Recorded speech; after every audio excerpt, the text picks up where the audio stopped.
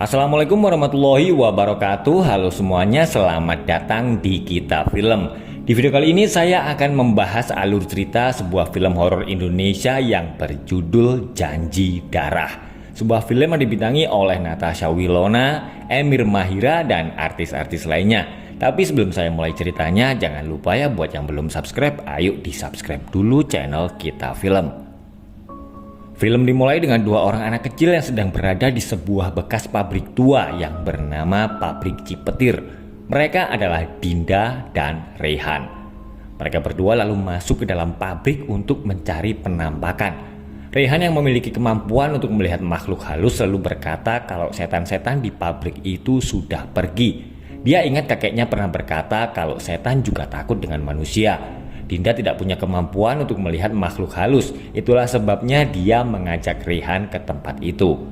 Dinda meminta agar Rehan mengajarinya agar dia bisa melihat hantu. Dengan terpaksa, Rehan akhirnya menyuruh Dinda untuk berdiri dan menoleh pelan-pelan ke arah kiri. Tapi Dinda masih belum bisa melihat hantu itu. Rehan tiba-tiba ketakutan karena dia melihat ada sosok menyeramkan yang muncul dari dalam sumur. Dan Dinda akhirnya juga bisa melihatnya. Rehan segera mengajak Dinda untuk pergi dari situ, tapi Dinda terjatuh dan hantu itu perlahan-lahan mendekatinya dan Rehan pun terbangun dari mimpinya. Rehan memiliki seorang istri yang bernama Sharon, tapi setelah setahun menikah mereka belum juga memiliki anak. Saat di tempat kerja, Sharon tiba-tiba merasa pusing dan mual-mual. Ternyata dia telah hamil dan Sharon segera mengabari Rehan tentang kabar bahagia itu. Malamnya saat perjalanan pulang, Rehan melihat ada bayangan yang berlari di depan mobilnya. Rehan terbangun dari tidurnya dan akan pergi ke dapur untuk mengambil minum. Tapi sesaat setelah Rehan keluar, lampu tiba-tiba mati. Sharon lalu menyalakan lampu utama. Tapi saat dia kembali ke tempat tidur, lampu itu mati lagi. Rehan lalu datang dan dia akan mengganti bola lampu. Tapi lampu tiba-tiba menyala padahal saklar dalam keadaan mati. Besoknya setelah mengantar Sharon, Rehan kembali pulang karena dia merasa ada keanehan yang terjadi di rumahnya. Dan benar saja, Rehan melihat ada hantu nenek-nenek yang sedang duduk di dapur. Ternyata hantu itu adalah bibi Rehan yang bernama Bi Siti. Bi Siti ke situ untuk meminta tolong agar ibu Rehan mengikhlaskan semua sisa hutangnya. Rehan lalu heran karena Bi Siti berkata kalau dia baru pertama kali datang ke rumah Rehan. Rehan pun langsung memalingkan wajahnya karena usus Bi Siti tiba-tiba keluar dari perutnya saat dia berdiri. Setelah Bi Siti pergi, Rehan terkejut karena dia mendengar ada suara benda jatuh dan ternyata itu adalah foto pernikahannya. Rehan membeli sebuah kereta bayi untuk calon anaknya karena dia sudah tidak sabar untuk mengajaknya jalan-jalan. Tapi saat Sharon sedang di dapur, dia langsung ketakutan karena melihat kereta bayi itu tiba-tiba berjalan sendiri. Perlahan-lahan Sharon mendekati kereta bayi itu dan tiba-tiba ada tangan yang memegang kaki Sharon. Mendengar teriakan Sharon, Rehan pun segera datang dan menenangkannya. Besoknya Sharon menceritakan kejadian yang dialaminya kepada teman kerjanya yang bernama Tias. Mendengar cerita Sharon, Tias selalu berkata kalau di rumah Sharon pasti ada makhluk halus. Dia lalu berkata kalau omnya adalah seorang paranormal yang bisa membantu Sharon. Tapi Rehan tidak setuju kalau Sharon akan memanggil paranormal ke rumah mereka. Mendengar jawaban suaminya, Sharon langsung marah-marah karena menganggap Rehan tidak menanggapi masalah itu dengan serius. Saat Sharon sedang mandi, dia meminta tolong Rehan untuk menggosok punggungnya. Tapi Rehan masih menerima telepon dan tiba-tiba ada tangan yang menggosok punggung Sharon. Dan Sharon pun langsung ketakutan karena dia sadar kalau tangan itu bukanlah tangan Rehan. Meskipun Rehan tidak setuju, Sharon akhirnya memutuskan akan meminta bantuan Om Tias yang bernama Pak Kasman. Tanpa sepengetahuan Rehan, Pak Kasman datang dan menyuruh Sharon agar menanam pohon kelor di taman depan rumahnya untuk menangkal setan. Dengan membawa sapu lidi, Pak Kasman masuk ke dalam rumah dan mulai melakukan ritual. Saat melihat foto, Pak Kasman merasa kalau dia pernah melihat Rehan. Dia lalu pergi ke lantai atas untuk mencari makhluk halus. Pak Kasman tiba-tiba melihat ada sebuah bayangan yang lewat dan dia lalu melemparnya dengan sapu lidi. Pak Kasman menyuruh makhluk itu pergi dan tidak mengganggu pemilik rumah. Malamnya Pak Kasman memberitahu Sharon kalau dia sudah memagari rumah itu, tapi tiba-tiba ada sesosok hantu wanita yang muncul dan membunuh Pak Kasman. Sharon terbangun karena mendengar ada suara aneh. Dia lalu membangunkan Rehan untuk memeriksa suara itu. Mereka berdua lalu terkejut karena melihat kereta bayi itu jatuh dari tangga seperti ada yang melemparnya. Sharon terpaksa bercerita kepada Rehan kalau dia telah memanggil paranormal ke rumah mereka dan mereka berdua akhirnya bertengkar. Sharon menganggap Rehan selama ini tidak pernah terbuka soal mimpi buruk yang sering dialaminya. Rehan akhirnya menceritakan kepada Sharon kalau sebenarnya dia dari kecil sudah memiliki indera keenam. Tapi Rehan sengaja merahasiakan hal itu agar mereka bisa hidup normal dan Sharon tidak merasa ketakutan.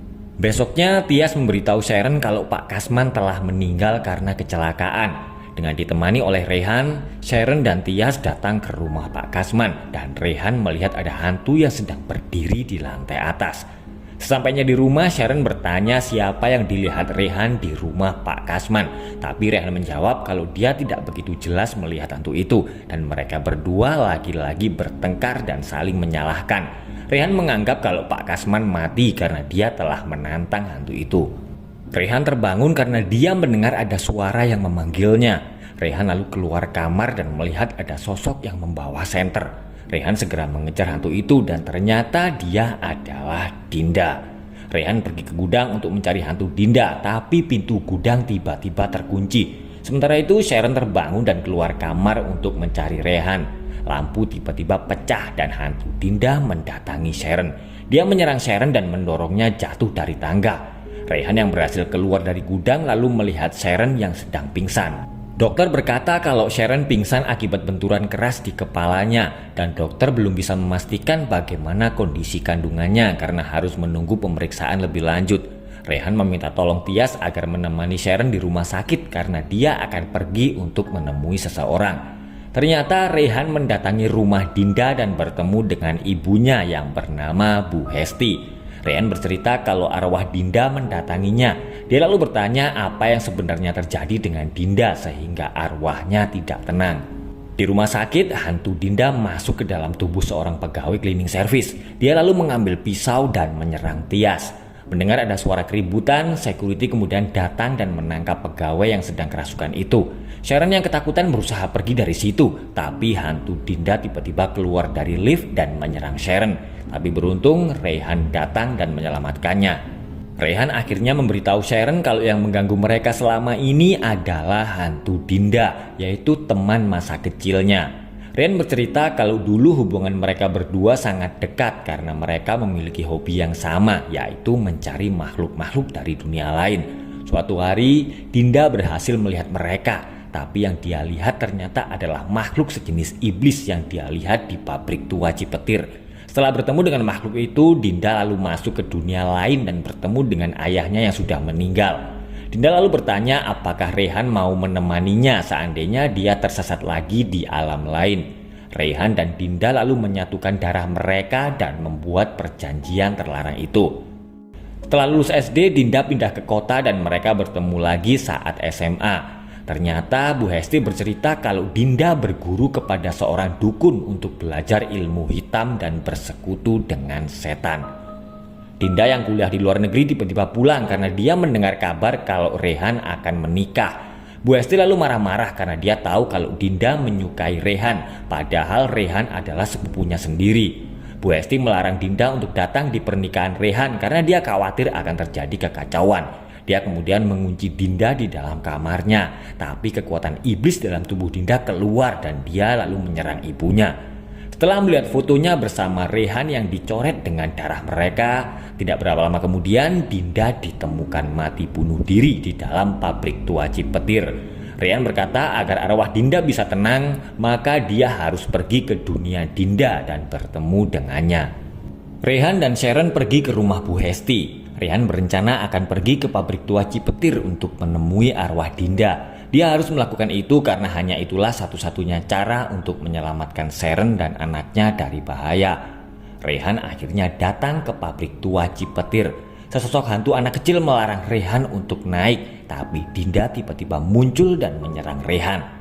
Sharon sudah bangun dan dia mendengar kabar kalau Rehan pergi untuk menyelesaikan urusannya. Tidak berapa lama Rehan kemudian datang, tapi Dinda berkata kalau Sharon tidak akan bisa melihatnya karena mereka berdua sedang berada di alam lain. Dinda lalu merasa senang karena Rehan telah menepati janjinya.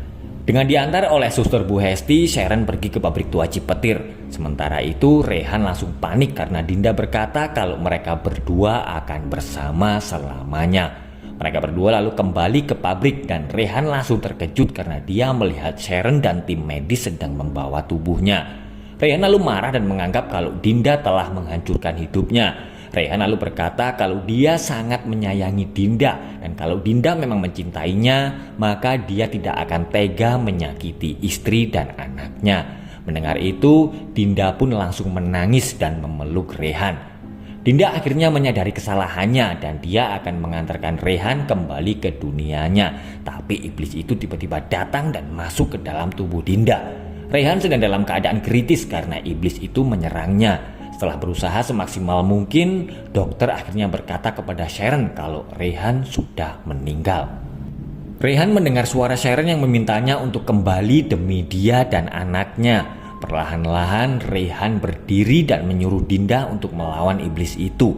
Tiba-tiba ada sayap putih yang keluar dari tubuh Rehan, sama seperti saat dulu dia menyelamatkan Dinda. Dan akhirnya iblis itu pun keluar dari tubuh Dinda. Dan bersamaan dengan itu, Rehan akhirnya kembali sadar dan film pun selesai. Oke, sudah tadi alur cerita sebuah film horor Indonesia yang berjudul Janji Darah. Terima kasih sudah menonton, sampai ketemu lagi di video berikutnya. Wassalamualaikum warahmatullahi wabarakatuh.